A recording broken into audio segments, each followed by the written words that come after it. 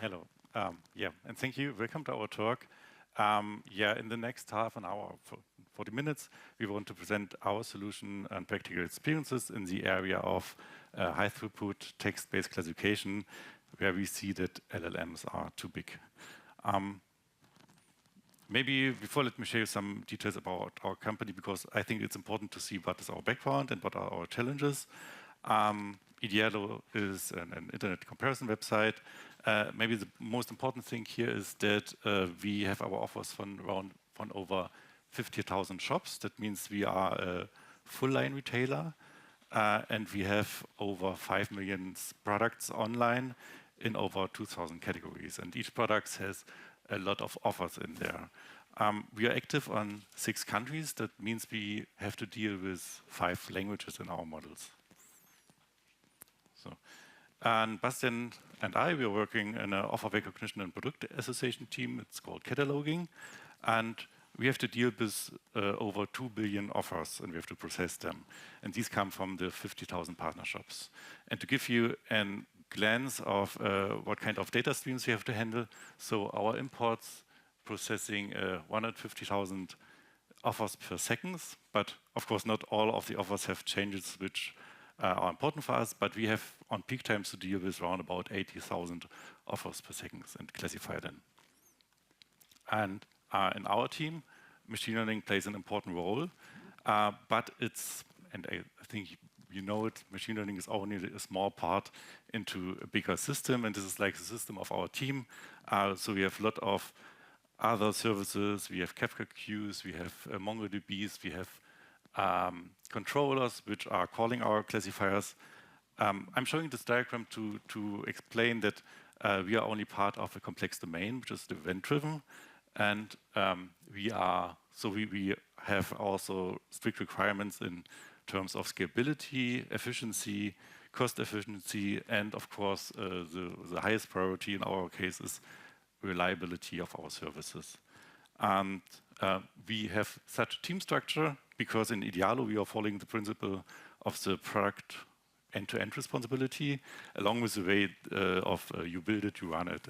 That's I personally really like because we are not only developing, we are also operating our services.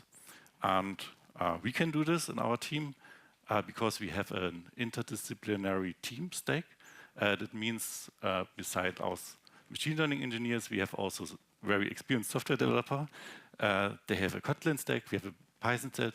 In our teams, we are meeting both worlds, and this is very interesting. So we learned a lot of the software developer world and also software developer learning a lot from us. And this makes fun at the end. And I'm telling you this again because I found it's important to keep in mind why we did some design decisions in our systems. And this can depend from company to company to structure to structure. Okay, but this talk will be focused on category classification.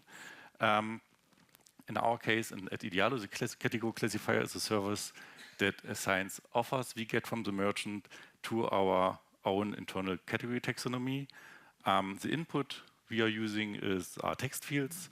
This can be title, descriptions, and sometimes you also get a kind of category path, which is not fitting to our category path. And with that, we try to classify a category within Idealo. We have different challenges. One is that we have to deal with 5 different languages, so our models are multilingual. The other is that we have to process a huge amount of data in a quite short time, because when a shop gives us an offer, the offer should be online as fast as possible. Yeah, and the third is that the data we are handling with, as well as the category structure, they are evolving over time. So categories can be changing. They can be splitted. They can be appearing new categories, and this is something we have to handle in our system. From a historical perspective, we have relatively successfully deployed a support vector machine. Maybe you know this is quite an old approach, but it's very efficient and it's also very cheap, I would say. Yeah. The support vector machine we are using, or we have used, is integrated into a fully automated continuous integration, continuous deployment, continuous training pipeline, which is shown here. So we have simple steps of data acquisition, where we collect training data, evaluation data, test data. Of course, we have the model training, and we have the endpoint, which is automatically deployed. All of these steps have their own code bases. The code needs to be up to date for security reasons, so we use Renovate for that. And of course, the most important part here is the category classifier, because this is where the actual business value is done, I would say. And this classifier needs to process on peak times over 4.8 million offers per minute.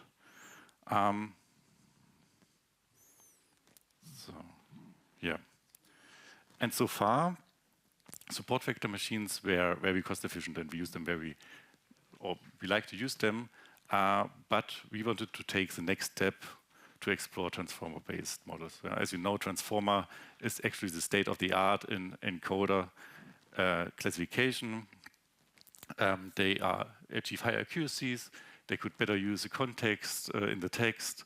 The problem in our setup is, and that holds for most deep learning approaches, that they are so much computationally expensive. And in our case, latency is not that big problem. We could scale up, but we have a really key constraint on operational costs. And spending 5 or 10 times more on the same service is not an option for us. So on the other side, the decision we made to explore deep learning is not only driven by cost and performance, it's also because most of innovation happens in the transformer side. I think this is a kind of missed opportunities, because the traditional approaches have also some very interesting concepts and properties, but it is as it is. Yeah? And when we change our stack to transformer stack, then we can more easily improve our approaches. Then we can also benefit from the rapid progress in the communities. So this is also an argument where we want to step in. Yeah, but using transformers needs a different amount of engineering and research, and that's what we want to talk about here. So I would like to take a step back. On this slide, what I wanted to show is how we doing research, how we're doing development and production. This is the normal machine learning lifecycle pipeline.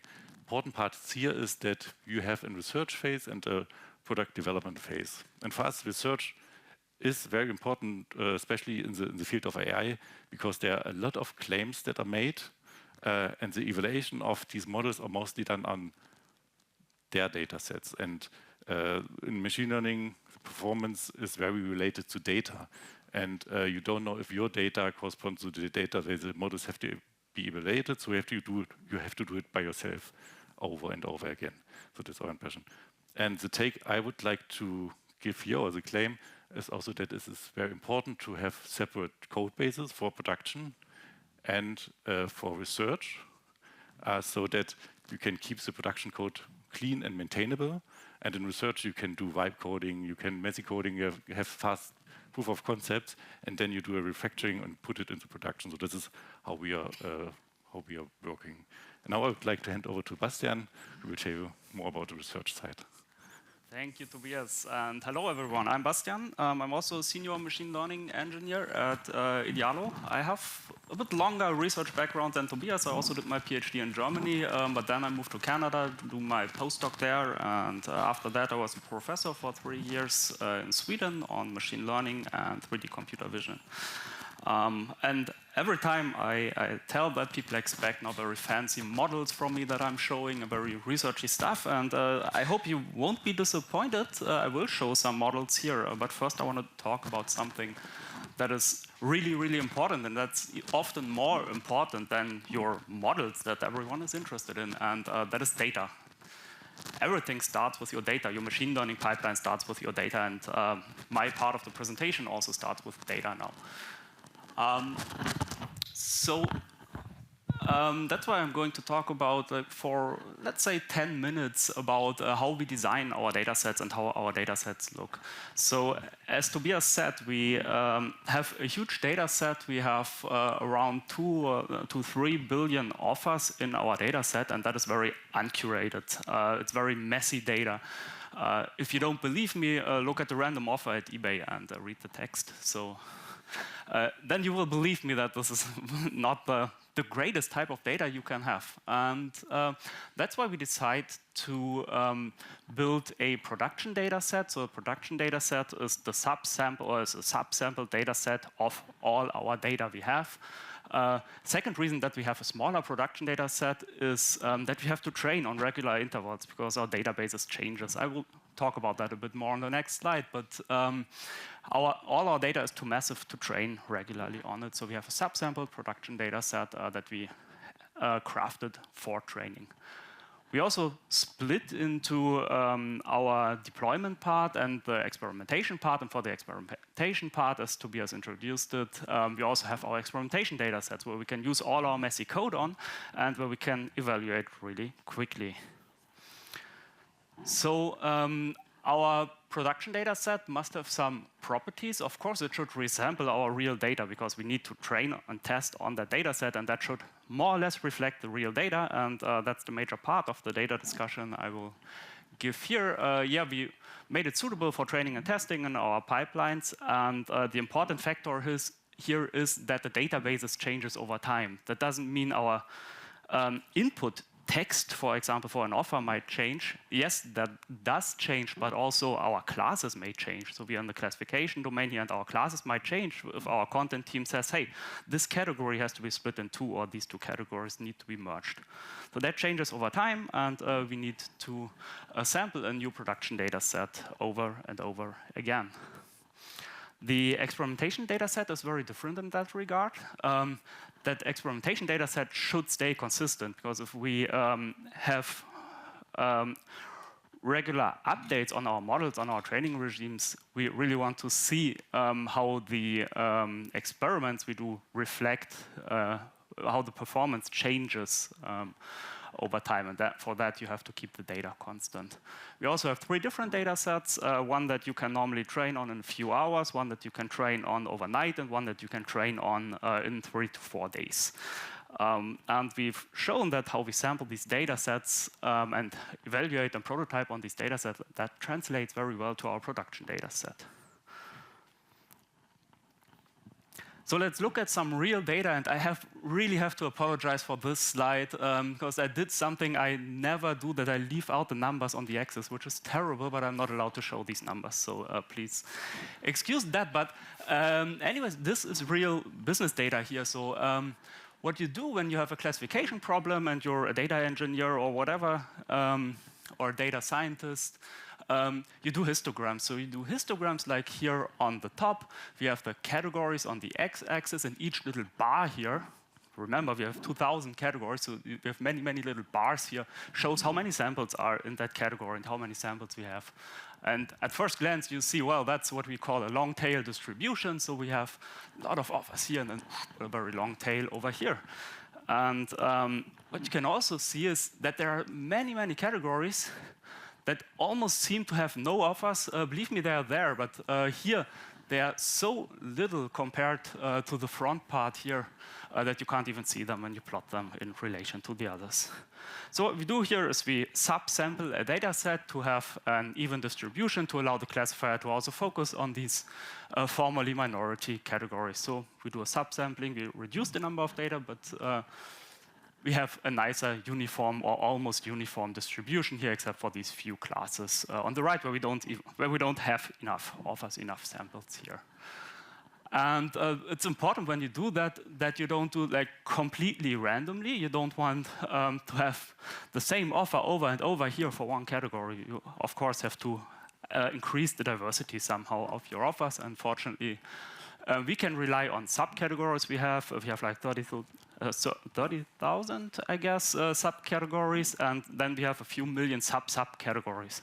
So we can look into these subcategories, try to have a uniform distribution over them as well, and then randomly sample from those. And that ensures maximum diversity here for our training. And that's the important part here. That's for training. We want the classifier to train on all categories more or less equally. But now we need to test, and we want to test in reality. And in reality, we have billions of offers coming to our pipeline. We have 2, 3, 4 million offers that can come in within a minute that we need to classify. And we don't know what their classes are. That's what happens in production. But we are able to somehow estimate how the distribution of these offers look. And that is what we have in reality, or that's our estimation on the offer distribution we have in reality. And you see that diagram is very different to the one I showed before. Reason one is that's in logarithmic scale. The first one was in linear scale, so that looks very different. Reason two is, and that's also the reason why it is in logarithmic scale, this is even more long tail. If I would plot that in linear scale, you wouldn't see anything. You would just see a huge bar here and then nothing all the way here, so logarithmic scale. So how do we evaluate on that real data we have, on that real data distribution we have? Well, we have people who label that data more or less continuously, but they are not really guided in a way, hey, please match that distribution. They have their own business goals. So we have labeled data that looks somehow like this if I order it in the same way as here on the left-hand side. And you can see, well, but that's vastly different. That has nothing to do with the shape on the left. And it's also very sparse. That means we don't have labels for every category. Just has to do with different business goals here that these categories are not labeled. So if you would evaluate on this labeled data where we have really, really good labels, you wouldn't know what's happening in your real production data set, right? So what we do here is we develop a subsampling scheme again that tries to match this distribution to that distribution. That's what you're seeing here at the bottom. It's not perfect, but it's still following more or less the same shape as you see on the top left here. And if we evaluate on that data set, now we have a lot better estimate of what is happening in reality. Okay, so much for data. Now let's talk about the more exciting stuff for many people, and that's how we select models. For models, there are millions around, and we have two major considerations here, and that is, well, we do classification. Of course, we need classification performance, but Tobias said it several times, we also have inference speed. So we want a fast model to process our million offers per minute. And that influences all the model architecture considerations. Yet another slide with no numbers on the axis. And these are not the real data points even. That's just a schematic made up by me, but that's something you get. I cannot show the real numbers here. But that's something I made up, and that's something you will always see when you evaluate your models on your data. You will always have the trade-off between inference time and classification performance. And you will see a curve that is starting quite quickly and then settling down after some time. So for us, inference time is the most important thing, so we decided on that mini LM L12 for now. We are still considering switching to this E5 small model, but we have to evaluate that a little bit more. So for now, we decided on the mini LM L12 model.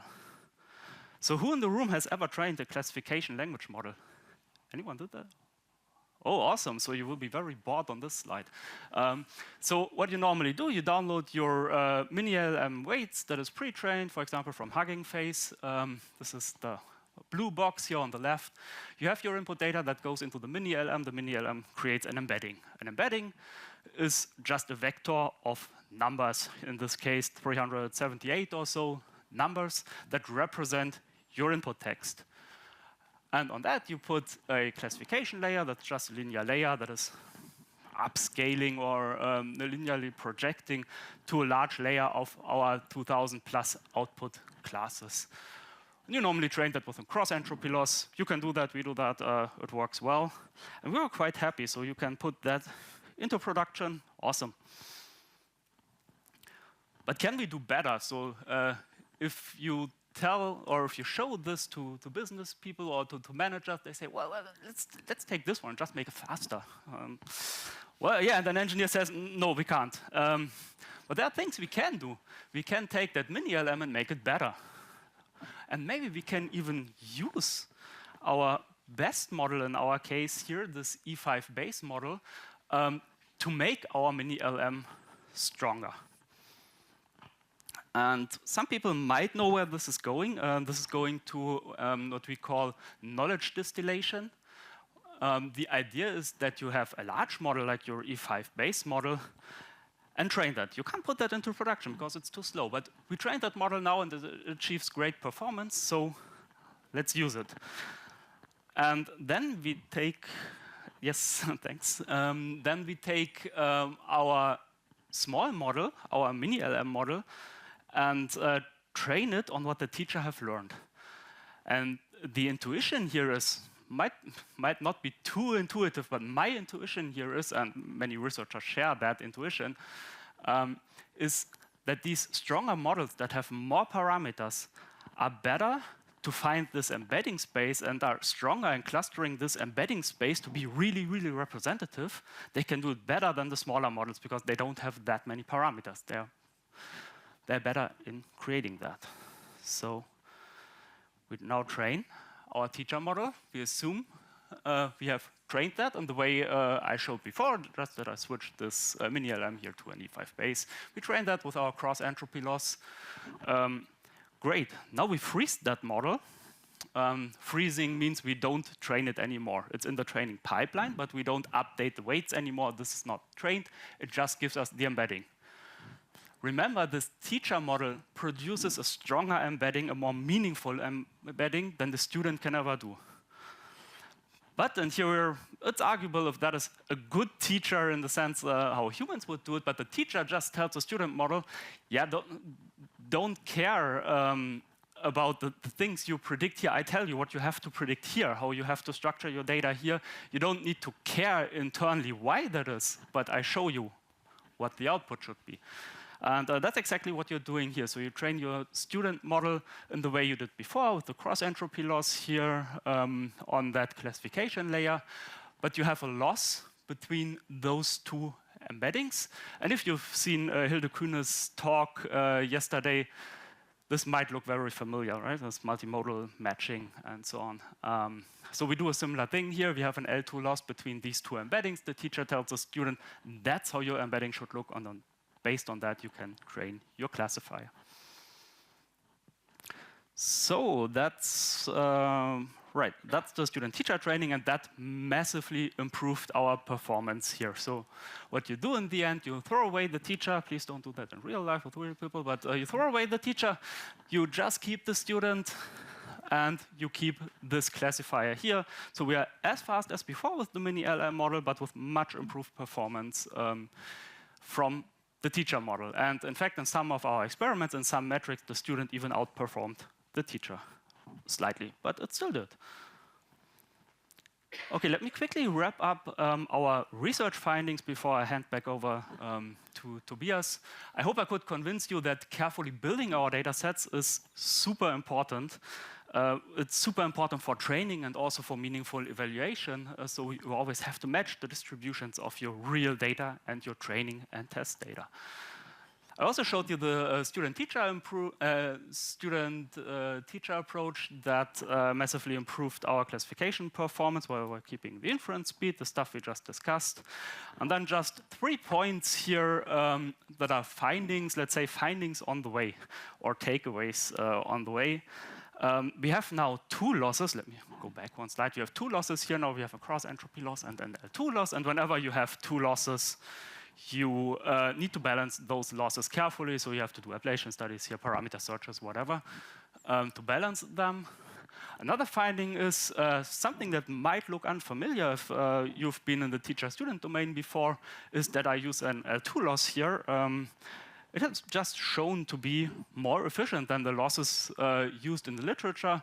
So yeah, takeaway might be, hey, if you have a simple idea that you can quickly test, go for it. Sometimes it's better than what you read online. And the last thing, we also played a bit with quantization. So we used PyTorch's bfloat16 quantization. So that's just a way to compress your model weights or some of the model weights to 16-bit instead of 32 bits, which makes matrix multiplications within these networks a lot faster. And that also sped up our training and inference. So now we finished the research phase in just a little over 18 minutes. So we did the research phase, and Tobias will now talk about how we get that into production. So at that point, since we trust our data and how we sampled our experimentation data, we can really trust our results here, and we are very confident that these results really translate to production. And yeah, Tobias is talking about that now, how we translate it to production and all the considerations you have to make there. Yeah. For us, the most important part is the endpoint, and the first thing you have to decide is on which kind of hardware you deploy this service. And in the cloud, you have several options. You have CPUs, you have GPUs, and as we are on AWS, you have also custom accelerator hardware that's called Inferentia. Yeah,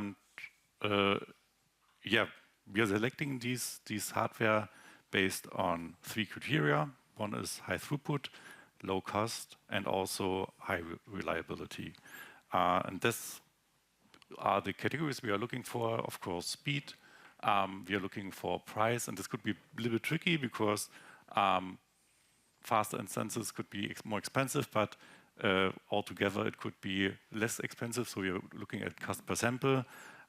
We are also looking into integration effort because you have to maintain the code, you have to integrate the code, and this can be a factor. And something which is also very important is availability. That means, as we are at the time in the age of AI, lots of people are using GPUs and using these kind of services. And even in the large data sets, we discovered that there can be a bottleneck of availability of resources. So this is a factor. And last but not least, what's also very interesting is that these custom chips, they are not so flexible because they are, for example, only designed for inference, but they are often less power consuming. And this can be an option to reduce your carbon footprint. So on this slide, I show you a table of the comparison we did. So like the red line is the reference implementation of the support vector machine, which runs on a Graviton. Then I brought you some older GPU and newer GPU. So A10 is older, A4 is newer, and then you have these 2 versions of inferential instances. Interesting, what you see is that with the newer GPUs and with the newer inferential instances, you get around about 2 times faster than the old endpoint, but they are more expensive. So you have to pay about 60% more. And the interesting thing here also for us was that these old inferential instances, they were slower, but not that cheap. You know, they're just not that costly. Sorry, not cheap, but costly. So you only pay like 18% more, and that was really interesting for us. Nothing is what we experienced during an experimentation phase, that we run out of GPU resources and also inferential 2 resources. So there were times when something busy happens in the cluster where we were not able to allocate them, and this is something which should not happen if you are before Black Friday and you could not upscale your approaches because there are no GPUs available. So we selected the inferential instances, and this may be also interesting to use this more older approach because we have small models, and inferential 2 is designed for deploying large language models and so on, and so they are more needed in the cloud. Yeah. However, so this is what we selected, and however, if you work with this kind of optimal specialized hardware, this comes all the time with additional implementation effort. And especially in our automated setup where we deploy automatically, the deployment pipeline is now become crucial. And I would like to show you some concepts what we apply to our deployment pipeline. yeah, this is a really simplified illustration of our pipeline, but it shows the most important step. When we do model training, we train the model, and we do evaluation, and after then we deploy. The important step here is the evaluation step, because at this point we compute the accuracy of the model, and then we are sure that for us this kind of safeguard. With the metrics we achieve from the evaluation, we select if the model should be deployed or not, if the training is successful or not. And now, if you want to work on inferential 2 instances, you have to compile the model with the neuron package. This could be a possible solution where you say, okay, after evaluation, I decided the model is good enough, I compile it, and then I deploy it. Problem here is that during compilation, there could be optimization errors, and also it could be the case that you add a bug to the compilation code. So of course you have unit tests on all this, but you never know. And the problem would be that you deploy a model which is not good, which has errors, and detecting this in production is really, really difficult. And also like the bug fixing. So what we are doing is that we say, or we have a pattern where we say evaluation needs every time done on the most production-ready endpoint. Yeah, that means we train the model, we compile the model, and with this compiled model, we launch a classifier. That's the actual production classifier, so the same code as in the production environment, and we test on this classifier. So the advantage is that we can detect errors immediately, and we have a real measurement of the performance of the classifier. The disadvantage is more in the coding style, because you have now relations between the code of the classifier and the code of the training, and this is sometimes a little bit more complicated to handle, to keep everything up to date, if changes in the classifier, if there are changes in the model compilation. Yeah, and there was another challenge which kept us quite busy. This is called dependency management. So, especially in Python, this is not very easy, and my Kotlin colleagues ask me every time, do we really need to do this in Python? Yes, we do. So unfortunately, the older version of Inferentia has, so what you have to do if you run this model with Inferentia, you need to compile it with a neuron compiler, and there's a neuron runtime. These compilation version and runtime version need to be totally the same. So in this place, you need to have the same version of the neuron package. The drawback of the neuron package is that it depends on PyTorch 1. And this depends on an older Python library. So every package you have here needs to be a little bit more older, yeah? Because we want to have our packages as up to date as possible. This has security issues, but another issue is also that in the model training, we want to have the newest possible package, because there's so much evolving, there's so much going on, and for that we need a way where we could, on this point, decouple the model saving, the model from the compilation code. I think the best solution would be an ONNX model. But we started with a Hugging Face model, and this was for us until now a good enough solution, so we stayed by this.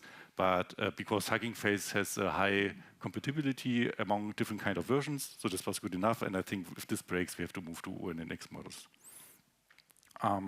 Yeah, and the last thing I would like to show you is the compilation code, because funny thing is that this is the easiest part in that way. So compilation code is really easy.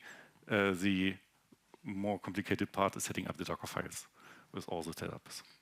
What you see here is that we load our model from with Hugging Face. Then you have to compile the model. There you need like an example text that we put in, an example feature. Interesting here is that you compile it in respect to a batch size. And we found out in our case that batch size from 1 is perfect, so a larger batch size doesn't improve our performance. And this is also interesting because on GPUs, you have normally that you need a batch size from 16 to 33 to be really efficient on the GPU. And this is for us a huge advantage on the inferent instances. And then you JIT compile it, and then you compile it with a Torch compiler, Neuron compiler, sorry. You save it, and then you can load it on your endpoint, and it's ready to go. Okay, so I'm super happy because finally I can give you some real numbers. So our goal was to replace that old support vector machine with a newer transformer-based model, in this case the mini LM L12, but we built our pipelines in that way that we can easily change that model to another version that might come out in the future. So what we achieved here with the student-teacher training and all the tweaks in the research is a classification performance of about 30%, which is quite massive considering that the old outdated support vector machine is not that outdated in terms of performance because it already performed quite well. But we could increase the performance by about 30%. And with all the things we did on the deployment side, selecting the correct instances, selecting the correct production environment, correct, of course, for our specific case, we could keep the cost down, so we had about 18% increase in cost, but everyone agreed that it's worth it if we have that much more classification performance. So we are super happy with these results. And that brings me to the takeaways of this presentation. We showed you in the beginning that we decouple research and product development, so we let it run in parallel. It's not as decoupled as it might look here. So we both are researchers. We both do our research. We both do a bit of infrastructure work, but that's mostly on Tobias. And with that, it really enables quick innovation. So if something new comes out, if we have some new ideas, we can really quickly implement that into research because we have our running production stack. Our production is stable, and we are very quick in innovating, and especially the student-teacher thing, we did that from research to production within 2 to 3 months, I guess, with all the experiments that were needed, actually, including that data set sampling thing that I told you about. Speaking of data, I repeated again that I hope I could make clear that data quality is extremely crucial for your ML system, and I would say the most determining factor for your machine learning system to run correctly and to actually do what you're doing. Often way more important than the model architecture. So data is important. I also talked a bit about knowledge distillation, so how we can still use our smaller model, but run it with the performance of a much stronger model. And Tobias in the end talked about the ideal production environment, that it depends on multiple factors that need to be balanced, like speed, price, integration, and availability of these instances, and of course on our business metrics. And with that, I'm at the end of our presentation. We left some more time for discussion, and I hope we got some nice questions. Thank you. Thank you very much, Tobias and Bastian. We have 24 questions. Awesome. But we still have like 7 minutes, and I hope we will we will try. I will start with the most voted questions. How do you monitor the quality of results per category over time?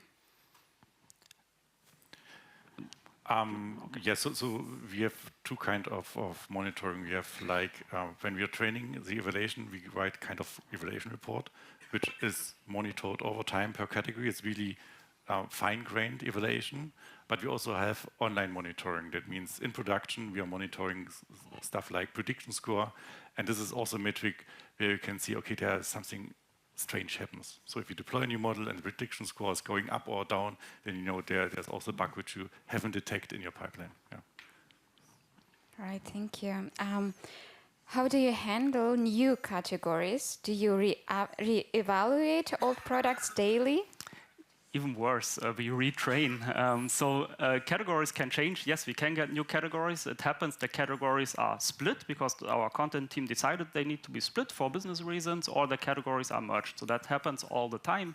And we have a regular retraining schedule. So as you might know, we can't just change the model and add a category to that model. We really need to retrain, at least at the moment. There's some ongoing research that might make this retraining a bit faster, that we can reuse some older weights. Yeah, so we have to retrain and redeploy, and we do that on a regular basis. That's also the reason why we have a smaller data set than our full data set that we train on. Okay, thank you. You mentioned keeping production and experimentation code base different. How costly is your productionization process? Good question. We do that all the time. Yeah, I mean, the thing is that once, if you have set up a good production environment and a good experimentation environment, they are somehow similar. So like the initial part is really time consuming, but then we are more like playing around, trying different kind of models, different kind of sampling. And of course, this takes some amount of time to put it into production, but it also helps to clean up the code. It also helps to take another look over the code. So when Bastian is doing some research, I take over the code. This also kind of quality assurance. I couldn't say numbers, but of course there are sometimes a week or 2 weeks in a 2-month project where I'm just sitting there and make unit tests and all this stuff, but it's really worth it. Yeah. And it depends a bit on what you're changing. If you're completely changing your data structure and how the data propagates through the model and change the model architecture, sure, that takes a bit longer. But for example, just changing the model to a newer model takes us, what, 10 minutes, 15 minutes? Or, yeah. So it really depends on what you're actually changing. Is the production model a multilingual model, or do you handle language-specific setup models, processes separately? No, it's a multilingual model. Yeah, multilingual, and we refine it or we fine-tune it on our specific languages. Yeah, so we threw everything in the model. The complexity is more how we prepare the data. Yeah. And the idea is that we also have like high-level features among the languages, like sentences are formed in quite similar ways in English and in German, and words relate in similar ways in English and German and French and whatever. So all these high-level features on how words relate and what that gives as classification output, that's in all the languages. So it makes a lot of sense to have a multilingual model, to have just more data that you train on to find these relationships between words. Especially in our domain, because we are dealing with lots of brands and stuff which are really constant over different kind of languages. And that's what I said before, that our data is different than data you saw on the research data sets. And that's something you have to figure out by yourself. Yeah. If you have so many data, why do you use a pre-trained model instead of training a custom small model from scratch? Good question. We're still somehow limited, as we discussed before. Our categories change over time, and sometimes we can't afford to train on a data set of the size of 2 billion samples. It's just not possible if we retrain a model, say, every 2 weeks. If the training takes like 4 weeks, well, that doesn't work, right? So we also have to keep the training time quite low. Yeah. And also we need kind of curated data, as I showed before with the distributions. You need nice, more or less uniform distributions to train a model that performs equally well on all the categories. Thank you. Did you consider using LLM to label the data for evaluation? Yes. Yes, ongoing. Yeah, the problem with LLMs at this kind, I mean, for validation, evaluation, it may make sense, but we doesn't get an accuracy where I say, okay, this is good enough for us. Because we are not only want to measure, we also want to use the fine-tuned or like the labeling to retrain our model, and then there we have to be sure. And at the moment, LLMs doesn't give us this accuracy. Maybe we can give a smaller insight in our current research there. So we actually tried that out using a large model like ChatGPT or whatever and asked, hey, please categorize in these 2,000 categories. And that's really, really terrible compared to what we achieve here. So it's bad. Our idea was maybe we use it as a kind of a sanity check. We know when our model produces something where it's not entirely sure, but it can give you the best, let's say, 5 or 10 classes. And then we can ask the LLM, hey, what do you think? What would be the best label for that? And that's an approach we might follow in the future. How do you exactly balance two losses? How exactly... How we are balancing the losses, yeah. That's a hyperparameter study. So you start with one weight for the loss. So what you normally do, you have a loss function that is a composite function. So that's loss 1, the classification loss, plus loss 2. And that second loss or both losses are weighted with a weighting factor. And you need to find this weighting factor. So you start with 1 or whatever you use from your experience, and then you change it in both directions, train multiple models. That's what you normally do for grid searches and whatever, or AutoML. Yeah, that's what you do. And you just check which performs best. Maybe the last question. Do you need to run categorization step for products you have already seen before? For example, same URL.